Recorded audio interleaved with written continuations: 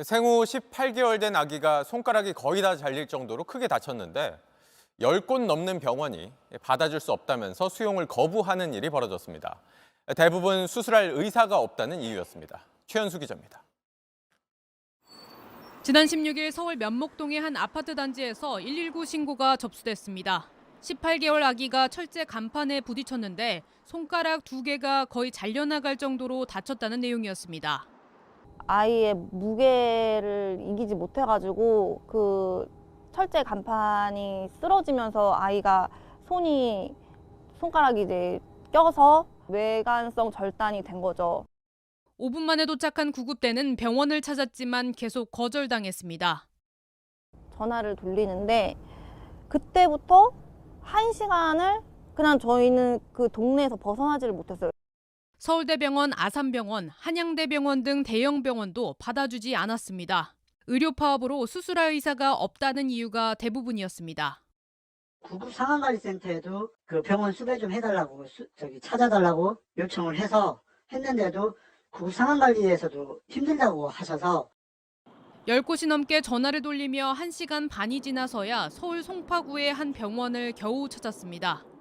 손가락 절단 같은 경우에 생명에 직접적인 영향이 없어서 그 비응급으로 분류가 되는데 예전에는 그냥 가까운 응급실로 갔습니다. 그런데 최근에 법이 바뀌면서 전화를 미리 해야 하니 그 한 2시간의 대기 시간이 기본인 거죠.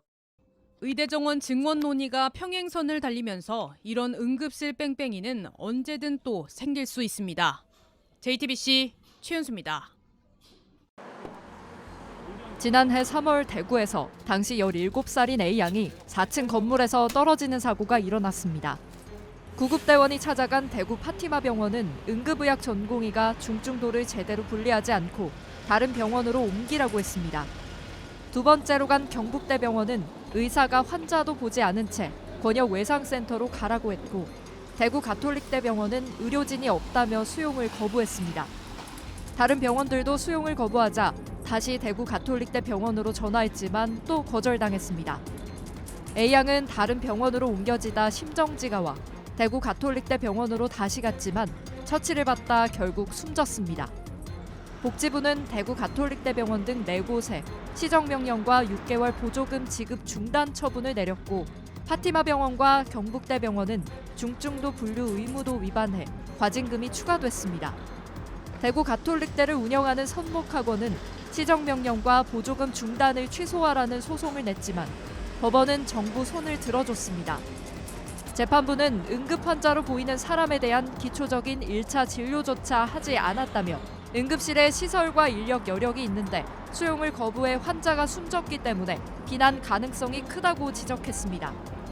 복지부의 6개월분 보조금 중단에 대해서도 시정명령 이행 기간에만 지원을 중단하는 것일 뿐 병원 운영을 전면적으로 제한하는 건 아니라면서 정부 조치가 재량권을 벗어났다는 학원 측 주장은 받아들이지 않았습니다.